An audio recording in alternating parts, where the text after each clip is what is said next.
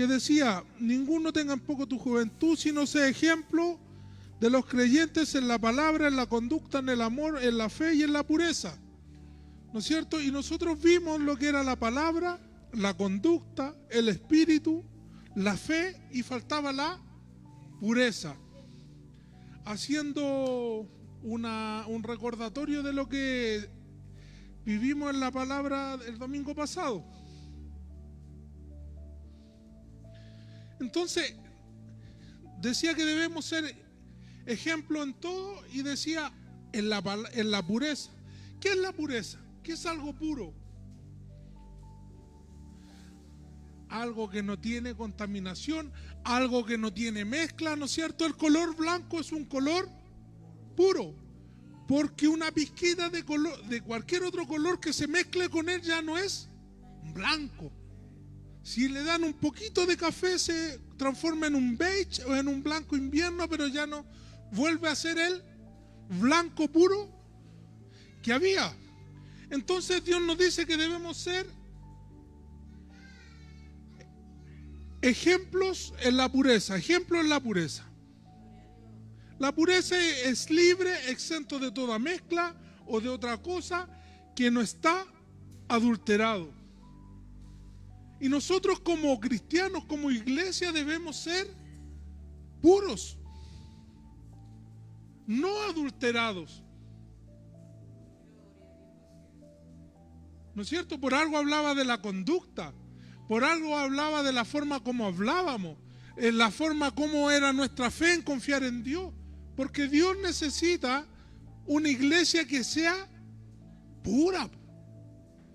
Dios necesita que nosotros seamos puros, que no tengamos mezcla.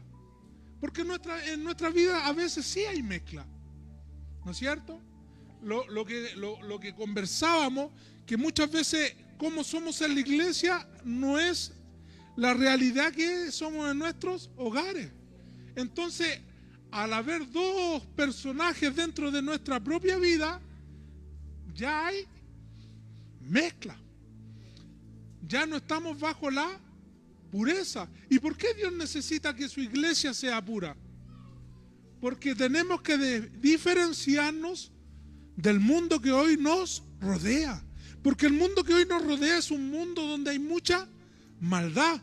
El hermano Carlos hablaba de un homicidio ¿no es cierto? ¿Y eso qué es?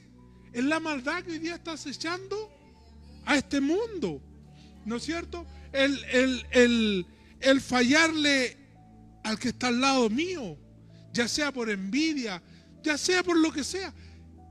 Dios quiere una iglesia que se diferencie a los demás. Por eso que dice: sé ejemplo en tu pureza. Porque aquí estamos hablando de la manera de vivir, no de la manera de la doctrina, sino que estamos hablando: cuídate de ti mismo en tu forma de vivir. No en la doctrina, sino en cómo nosotros vivimos. En Filipenses 2:14 dice: háganlo todo sin murmuración ni discusión, para que nadie encuentre en ustedes culpa ni falta, o sea que mezcla alguna, y sean hijos de Dios sin manchas en medio de esta gente mala y perversa. Entre ellos brillan ustedes como estrellas en el mundo. O sea que Dios nos dice: sean ejemplos en la pureza, porque ustedes son las estrellas que brillan en este mundo. ¿Cuántos han tenido la oportunidad de, cuando la noche está muy oscura, cuando la luna está llena y está oscura, y miran al cielo y pueden ver y pueden contemplar las estrellas que hay? Así dice Dios que debemos ser nosotros, como esas estrellas que resplandecen en ese firmamento, en el espacio, en algo tan oscuro, pero hay estrellas que brillan. Él ve este mundo oscuro. ¿Por qué? Porque el mundo se ha apartado de lo que fue creado. Porque el mundo fue creado para que adorara a Dios, pero ellos ya no adoran a Dios. Ellos adoran sus propias concupiscencias, adoran sus propias formas de vestir, sus propios ídolos, sus propios dioses, pero se apartaron de adorar a Dios. Entonces ellos están en tiniebla, pero hay un grupo que Él tiene guardado, que es su iglesia, que dicen: ustedes deben de diferenciarse para que alumbren a ese mundo. Y para poder alumbrar, nosotros debemos cuidar nuestra pureza, nuestra vida. Entonces Pablo le decía a Timoteo: Timoteo, nadie tenga en poco tu juventud. Cuídate en la manera que hablas, en la manera que te comportas, cuídate en el amor, cuídate en la fe y cuídate en la pureza. Y en estas cosas sé ejemplo. Entonces, la parte de cuidarse uno mismo, aquí ya está expresada, pero también decía: cuídate de la doctrina. Y él le daba un tip para que él se pudiera cuidar de la doctrina y le decía: mire, ¿por qué debíamos ser ejemplos? En Efesios 5:27 decía: para presentársele a sí mismo como una iglesia gloriosa, sin manchas, ni arrugas, ni nada parecido, sino santa y perfecta. Por eso él nos decía: sean ejemplos en esto, porque es la iglesia que Él viene a tomar. Una iglesia sin manchas, una iglesia sin arrugas, una iglesia perfecta. Y decimos nosotros, como personas que fallamos, ¿cómo vamos a ser perfectos? La única perfección que podemos alcanzar nosotros es en Cristo Jesús. No podemos llegar nosotros como personas a ser perfectos, pero si nos guardamos, seguimos el consejo de la palabra y ponemos ante todas las cosas al Señor Jesucristo en nuestra vida, podemos llegar a presentarnos como una iglesia que Él requiere, sin manchas, sin arrugas, perfecta en todo. Y entonces nos dice: ahora cuídense también de la doctrina. Y nos da unos tips, dice: entre tanto que voy, ocúpate en la lectura. En 1 Timoteo 4:3 dice: entre tanto que voy, ocúpate en la lectura, en la exhortación y en la enseñanza. Tres cosas: lectura, exhortación y la enseñanza. La exhortación y la enseñanza se ve que es similar, pero no es igual.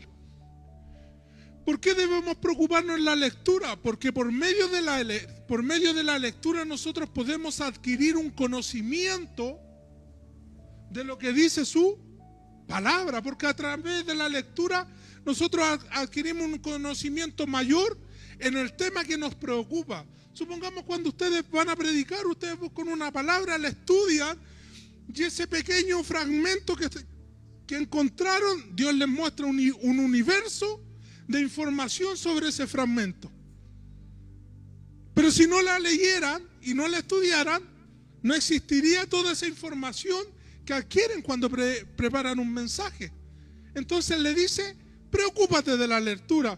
Preocuparse es ocuparse.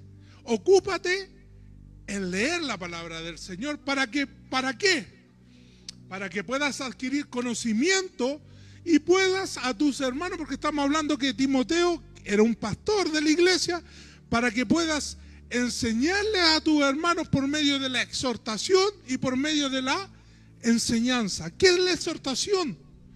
La exhortación es cuando nosotros predicamos el evangelio, predicamos la palabra como en este momento, pero sin profundizar en la escritura, sino que algo más simple cuando entregamos un mensaje. Pero ¿qué es la enseñanza? La enseñanza es cuando enseñamos sobre un tema y lo estudiamos en profundidad, que pasamos un mes en un pedazo de tema y seguimos buscando. Nosotros en la clase de los adultos estamos en el pecado y llevamos más de un mes en el pecado. ¿Por qué? Porque estamos, por medio del hermano Ramón, está enseñando, profundizando dentro de un tema. Pero si yo le hablo sobre el pecado desde aquí, desde una predicación, yo voy a pasar por encimita, porque no puedo estar 2 meses predicándole sobre él. Pecado, diferencia entre exhortación y enseñanza. Y la exhortación también era cuando uno puede cambiar la manera de actuar y el punto de vista de otra persona por medio de la enseñanza de la palabra.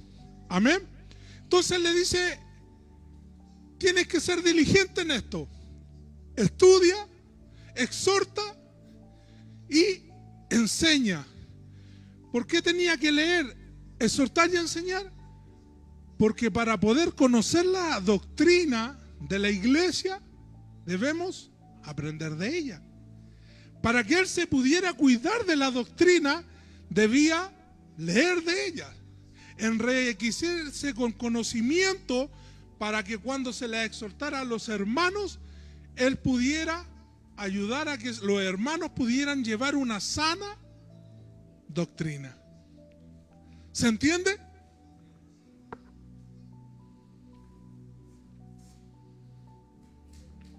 Entonces, ¿qué es la doctrina? Es la enseñanza que se da para instrucción a una persona o a un conjunto de personas. Eso es la doctrina, es una enseñanza. ¿Qué es lo que entregamos nosotros de aquí cuando enseñamos la palabra? Una enseñanza cómo deben comportarse, ¿no es cierto? Lo que es pecado, lo que no es pecado, la conducta de un hombre de Dios, qué es un líder, qué es un discípulo. Eso lo que estamos enseñando es una doctrina. No mi doctrina, no la doctrina del pastor, sino que la doctrina que nos entrega la palabra de Dios. Entonces, si la doctrina fuera buena, ¿por qué debemos tener cuidado? Porque hay doctrina buena y hay doctrina mala. Hay una sana doctrina y una falsa doctrina. Muchos piensan que la doctrina, no, yo soy de la sana doctrina, porque me dejo crecer el cabello, porque uso la falda a los tobillos, porque no me coloco una polera ni me coloco un short. No, eso no es doctrina. Eso no es doctrina. La doctrina es la enseñanza de la palabra que sale de la Biblia. ¿Por qué hay una falsa doctrina? Porque la falsa doctrina es una falsa enseñanza que proviene de un hombre o que proviene de demonios. Dentro de la falsa doctrina puede haber enseñanza que se le ocurrió a una persona, como pueden haber una religión que es instruida por demonios. Por eso debemos estar atentos de conocer lo que es la sana doctrina. Porque quiero saber, ¿cuántos de ustedes escuchan mensajes por internet? Seamos sinceros. Amén. Pero si ustedes no conocen la sana doctrina, no conocen dónde están parados y se ponen a escuchar un mensaje que sea de orientación de una doctrina de demonios, ¿qué va a ocurrir con ustedes? Van a caer en la turbación y sus pasos van a caminar hacia el lugar de donde no tienen que caminar. Porque hoy día estamos enseñándonos en una iglesia que siga el blanco perfecto que es Cristo. Pero una falsa doctrina los puede hacer turbarse y salirse del camino que ustedes llevan. Yo no les digo, no escuchen mensajes de internet, pero tengan cuidado con lo que escuchan. Tengan cuidado con lo que escuchan, porque hay falsas doctrinas que enseñan las personas, pero hay falsas doctrinas que se mete el espíritu de error dentro de una persona y crean nuevas religiones que son falsa doctrina. Porque si esto no fuera importante, Pablo no se lo hubiera hablado a Timoteo. Porque en Timoteo 2, versículo 4, capítulo 4, versículos de 3 al 4 dice: porque vendrán tiempos cuando no sufrirán la sana doctrina, sino que teniendo comezón de oír se amontonarán maestros conforme a sus propias concupiscencias y apartarán la verdad, el oído, y se volverán a fábulas. Porque eso es lo que quiere el diablo, que ustedes se aparten de la sana doctrina y vayan a las fábulas que traen estas personas. ¿Por qué? Porque hoy día estamos en tiempo de apostasía, estamos en los tiempos finales. Y todos dirán, yo tengo a Dios, yo tengo la verdadera palabra, yo tengo al Mesías, yo tengo la verdadera religión, pero son falsos maestros, con falsas religiones, con falsas enseñanzas, con una falsa doctrina que te apartará a tu pie de este camino que te lleva a la verdad, y te vas a ir a fábulas de hombres, porque ellos son personas que son ocupados por espíritus de engaño que harán aún caer a los y tratarán de convencer a quien, hasta los que son escogidos. Entonces, este día domingo 28 de enero del año 2024, la palabra de Dios te dice: ten cuidado. Ten cuidado de la falsa doctrina. ¿Por qué? Porque hay falsas doctrinas el día de hoy. Porque dice en Hebreos 13:9, dice: no os dejéis llevar de doctrinas diversas y extrañas, porque buena cosa es afirmar el corazón con la gracia, no con viandas que nunca aprovecharon a los que se han ocupado de ellas. Entonces yo les decía que hay doctrinas de hombres y doctrinas de demonios. Tenemos doctrinas de hombre. Le voy a mencionar algunas de las tantas que hay. Está la doctrina de la prosperidad. ¿Lo han escuchado o no? Pacta, siembra, que aportar a la iglesia para que la iglesia siga funcionando es algo que nos corresponde hacer. Pero cuando el evangelio se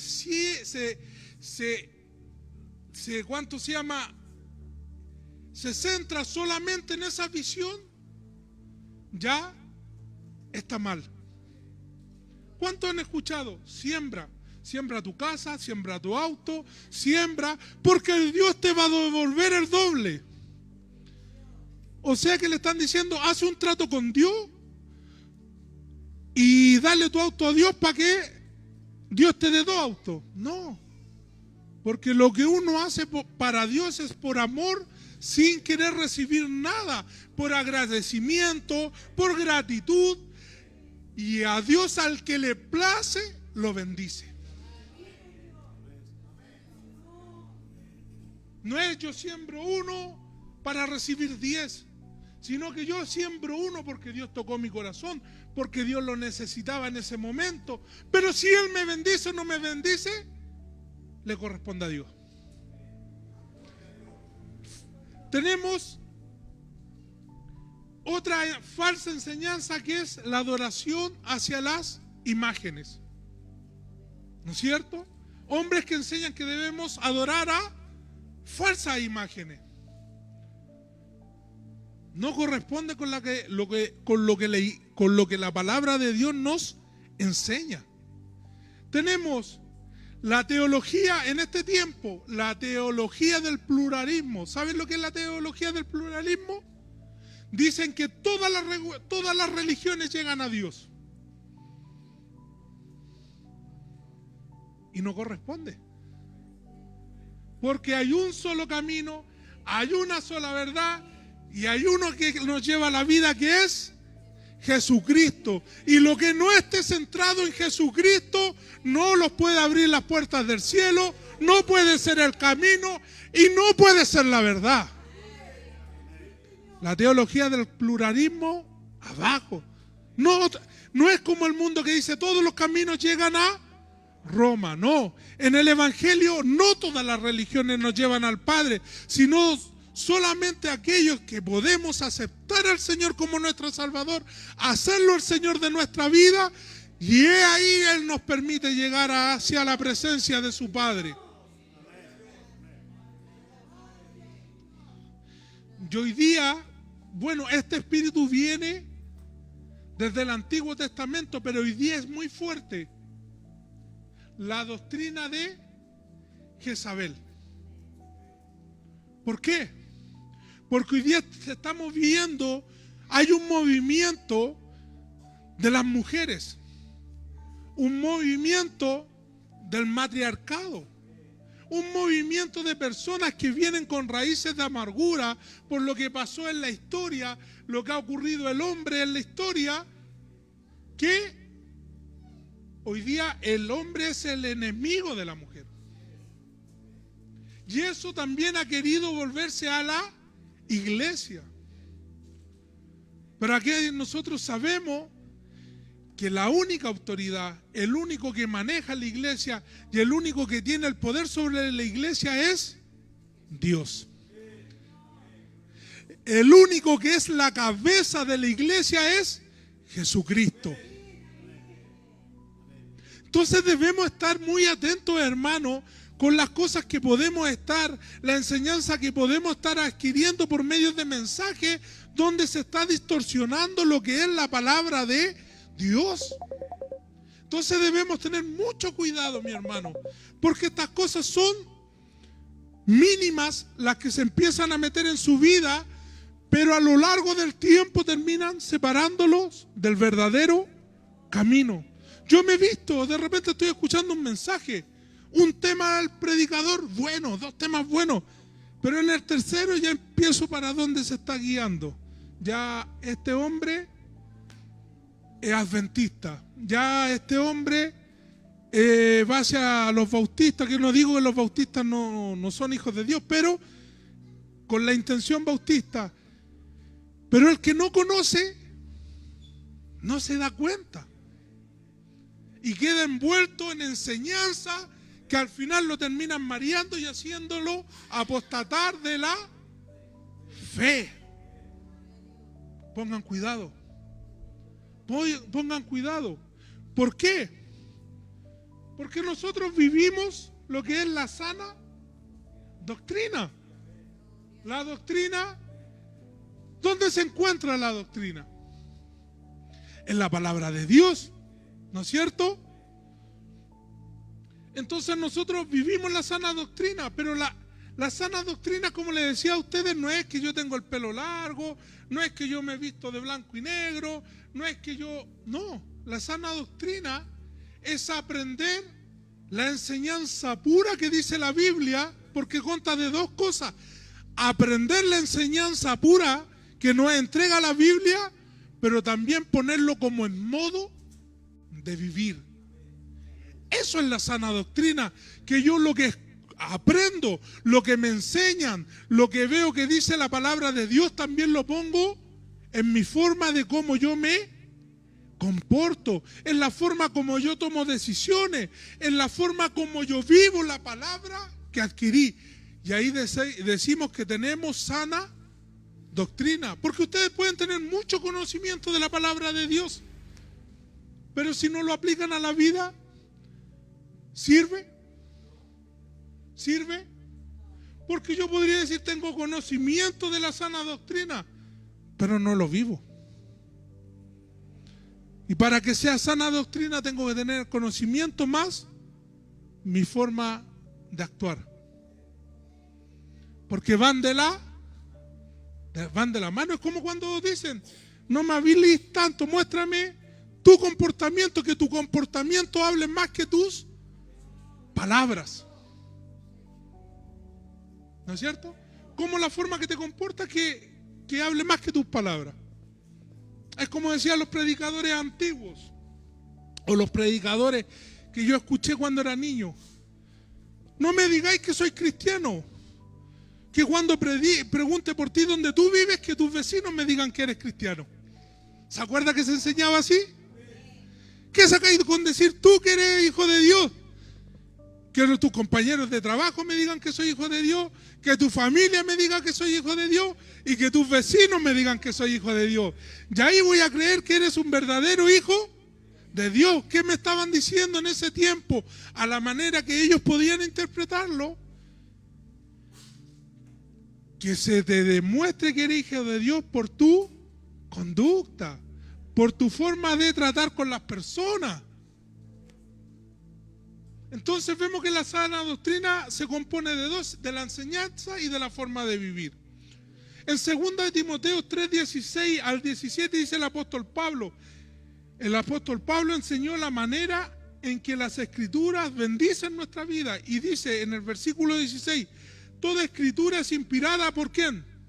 Por Dios, y es útil ¿para qué?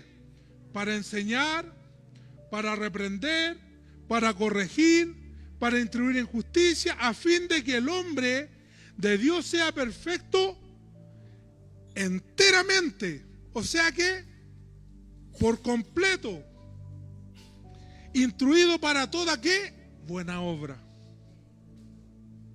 ¿Para qué nosotros adquirimos la enseñanza? Para que seamos buenos por completo, ¿no es cierto?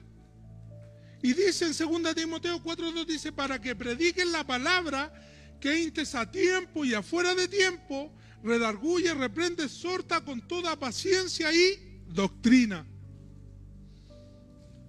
Para eso es la palabra de Dios, para que nos puedan aconsejar, para que nos puedan enseñar, para que nos puedan corregir cuando estamos mal, para que podamos ser hombres de Dios por completos. Cuando digo hombres de Dios, digo también mujeres de Dios. Porque la doctrina la vive tanto el hombre, la mujer, el adolescente, el joven y los niños. Nosotros debemos seguir la sana doctrina y lo que nosotros aprendemos de ella, vivirlo, como le había dicho. Debemos usar bien la palabra de verdad. No para contienda, no para pelea, no para humillar al otro, no para achicar al otro, no para mostrarme que soy el que más sé de la palabra de Dios, sino que debemos, como en 2 Timoteo 2:15 dice, procura con diligencia presentarte a Dios aprobado como obrero que no tiene de qué avergonzarse, que usa bien la palabra de verdad. ¿Para qué debemos usar la palabra de Dios? ¿Para qué? Para presentarnos ante Dios como un obrero aprobado, que no tengo de qué avergonzarme porque actúo con buena conciencia, con buena acción, y no hay algo que me avergüence, ¿no es cierto? Debo presentarme porque uso bien la palabra de ¿qué? De verdad. Entonces, la sana doctrina se aprende, pero se aprende para vivir como dice la sana doctrina. Por eso que Pablo le dice, cuídate de ti mismo y cuídate de la doctrina. Porque el ti mismo, cuidarte de ti mismo es que vaya a dar una buena forma de lo que los demás te vean. Vaya a tener un buen testimonio. Tu forma de vivir es tu buen testimonio. Y la forma de lo que has aprendido es para que cualquier cosa no te saque de donde Dios te ha puesto. Porque la palabra que tú aprendes te ayuda a cimentarte. Supongamos, ustedes lo que están aprendiendo, lo que le estamos enseñando, si viene otro a predicarle otro evangelio y ustedes ponen en práctica la enseñanza que le hemos entregado, no los va a mover para ni un lado. Porque hay cristianos que dicen que se mueven hacia cada viento de doctrina que hay. Dicen, aquí está el Señor, todos corriendo para allá. Acá está el Señor en esta otra iglesia, toda esa iglesia. No, ahora el Señor se fue para la iglesia de Santiago, toda la iglesia de Santiago. No, aquí traigo la nueva palabra de verdad, la nueva. Ahora ya no es la visión de los apóstoles, ahora es la visión de los 12. Toda la visión de los 12. Ya ahora no es de los 12 a la prosperidad. Toda la prosperidad se deja mover por cada viento de doctrina. Y en el lugar donde lo están sembrando por medio de la palabra, lo están alimentando, lo están regando, lo están haciendo crecer, lo dejan por correr a cada viento de doctrina. Por eso es importante lo que Pablo dice: preocúpate de la doctrina, de lo que estás aprendiendo, lo que estás ejerciendo, lo que estás poniendo por vida. ¿Por qué? Porque de esta forma te salvarás. O sea que la salvación es la gracia que recibimos por medio del sacrificio de nuestro Jesucristo. Pero cuidémosla. Porque si no vamos a terminar en la doctrina de la iglesia satánica. Empezamos en Cristo y terminamos en la iglesia satánica. ¿Por qué? Porque nunca lo cimentamos, nunca aprendimos y nunca pusimos por obra lo que el maestro, lo que el pastor, lo que el predicador, lo que el anciano nos aconsejó por medio de la palabra de Dios. Entonces de repente debemos decir: iglesia, reaccionemos, porque la salvación está. Las obras nos salvan. Lo tenemos, lo sabemos, lo tenemos incorporado en nuestro corazón, que las obras que nosotros hagamos nos salvan. Pero sí, el vivir para Dios nos mantiene dentro de los caminos de Dios y no nos hace sacar el pie hacia afuera para que los deslicemos y volvamos de donde fuimos llamados. Es fácil deslizarse, hermano. Yo le hablo con la palabra. Yo nunca he ocupado la palabra para meter miedo. Pero hay una realidad, que el que saca el pie de a poquito para al lado y se sale del camino de Jesucristo, siempre va a volver de donde fue sacado. Y el que hace las obras del diablo, ¿de quién es? ¿De Dios o del diablo? Pongamos empeño. Debemos vivir y debemos vivir en la sana doctrina y los debemos manejar en la sana doctrina. Puedes poner Tito, segunda de Tito, parece que es 2 del 1 al 5. No, en Tito.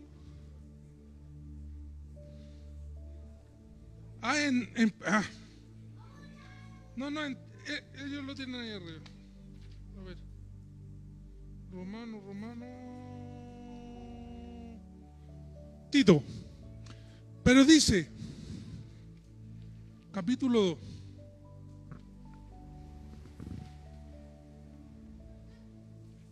Dice, ¿cómo debemos manejarnos? Dice, pero tú hablas lo que está de acuerdo con qué. Con la sana doctrina. No me he salido del tema. Pero tú hablas lo que está de acuerdo con la sana doctrina.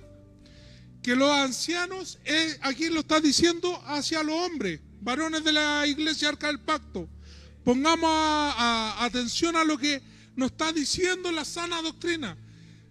Dice que los hombres debemos ser sobrios, serios, prudentes, sanos en la fe, en el amor y en la paciencia. No está hablando a nosotros. ¿Cómo debemos comportarnos? ¿Cómo debemos vivir? ¿Cómo debemos actuar? ¿Cómo tiene que estar nuestra confianza hacia nosotros los hombres, los varones de esta iglesia. Y a las mujeres, ¿qué les dice en el 3? A las ancianas así mismo sean reverentes en su porte, no calumniadoras, no esclavas del vino. ¿En quién estaría pensando Pablo aquí?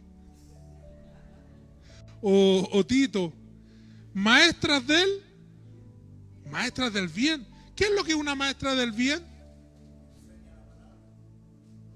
Maestras del bien. ¿Sabe a qué se refiere?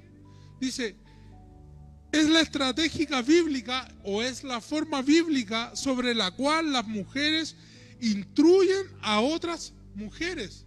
No dice en la cual los hombres instruyen a otras mujeres, sino que las mujeres instruyen ¿a quién? A otras mujeres. ¿En qué las instruyen? Dice, que enseñen a las mujeres más jóvenes a amar ¿a quién? A amar a sus maridos y a sus hijos, a ser prudentes, castas, cuidadosas ¿de quién? De sus casas, buenas, sujetas a sus maridos. ¿Para qué? Para que la palabra de Dios no sea blasfemada. O sea que el ministerio de ustedes es importante. Porque por medio del ministerio y por medio de lo que ustedes hacen con otras mujeres, dicen que la palabra de Dios no va a ser blasfemada. Muchas veces he escuchado que dicen las mujeres, no, nosotros en la iglesia, ¿qué labor podemos cumplir? O sea que por medio de su comportamiento la palabra de Dios no es blasfemada. O sea que tienen una tarea demasiado importante. ¿Saben por qué? Porque su tarea es cuidar de su familia. ¿Saben lo que vino a destruir Satanás a la iglesia para derrotar la iglesia? La familia.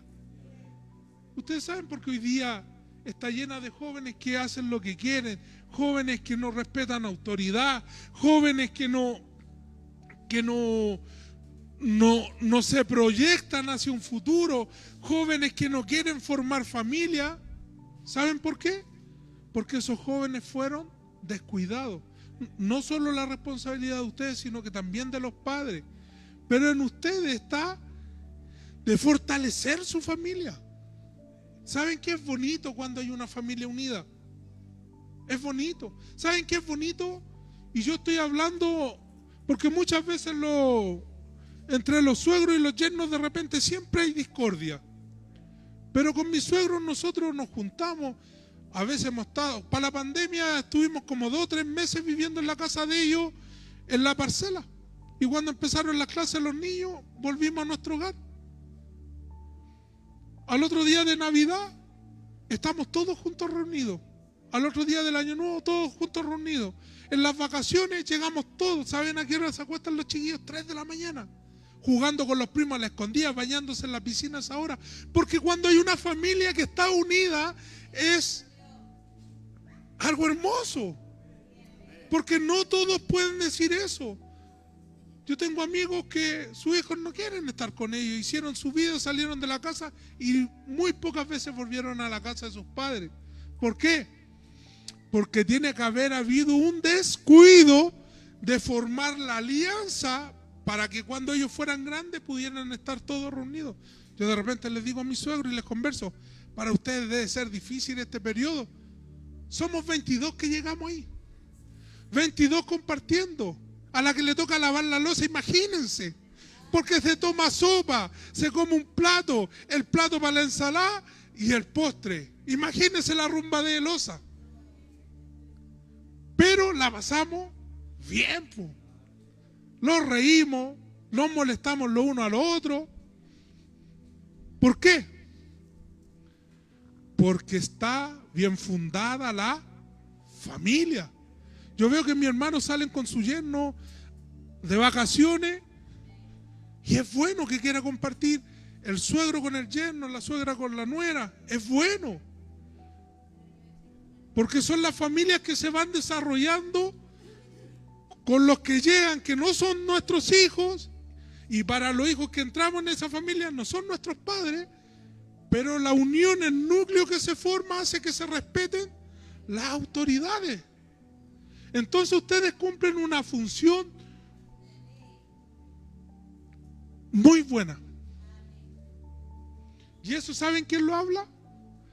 La sana doctrina. Porque la sana doctrina va a dar el consejo a los hermanos para que puedan tener una vida estable, una vida correcta, una vida que les van a traer cosas buenas. Eso es lo que quiere la sana doctrina, porque ese fue el consejo que Dios preparó para nosotros para que pudiésemos vivir bien.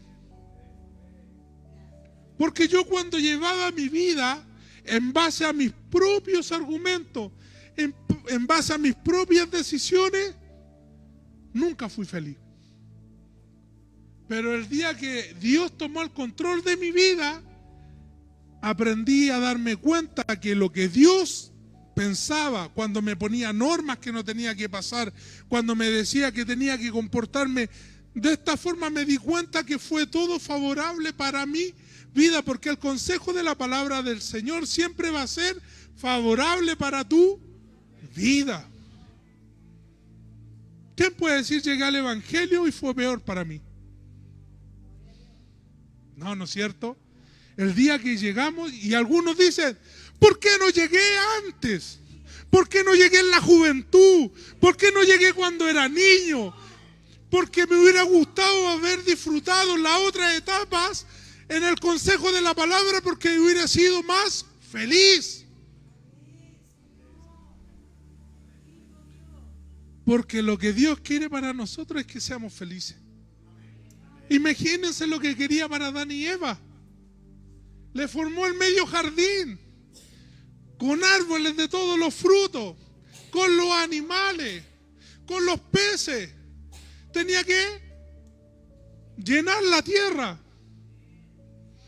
y dirigirla. Creó la felicidad pura. ¿Cuántos cuando van al sur y ven los hermosos paisajes y los pajaritos, y que no hay bocinas tocando, y que no hay gente peleando, y que no hay música fuerte todo el día? Dicen, oh, qué tranquilidad hay aquí, qué tranquilo es esto, viviría para siempre aquí. Pero eso es lo que Dios no había formado en el Génesis, en el comienzo. Quería lo bueno para Adán y Eva. Y el día de hoy es el mismo Dios que quiere lo bueno para ti y para mí. Por eso dice, cuídate de la doctrina, cuídate de ti mismo, sé ejemplo en todo, porque con esto te salvarás tú y los que te escuchen, los que sigan tu ejemplo, los que sigan la forma como te comportas. El mejor consejo que le podemos dar a nuestros hijos es nuestro comportamiento, es cómo nos comportamos, es cómo nos preocupamos de ellos, es cómo lo escuchamos cuando necesitamos, lo que hablábamos en la clase de los adultos y daba el ejemplo el pastor. Cuando se cae, preocuparte por él, cuando está muy en silencio y pensativo, ¿qué te pasa, hijo? Porque es la mejor forma que podemos adoctrinar a nuestros hijos en nuestro comportamiento. Y para tener un comportamiento ejemplar y ellos los vean y podamos ser dignos a los ojos de ellos de imitar, debemos comportarnos como dice esto, la palabra de Dios. Como decía el texto base, Timoteo 4:16 dice, ten cuidado de ti mismo y de la doctrina, persiste en ello, pues haciendo estas cosas te salvarás a ti mismo y a los que te oyeren. Pónganse en pie. La palabra de Dios ya fue entregada y es tu responsabilidad de lo que hagas con ella. Si pasó como una enseñanza más, es tu responsabilidad. Si la decides poner por obra en tu vida, es tu responsabilidad. Cerramos nuestros ojos.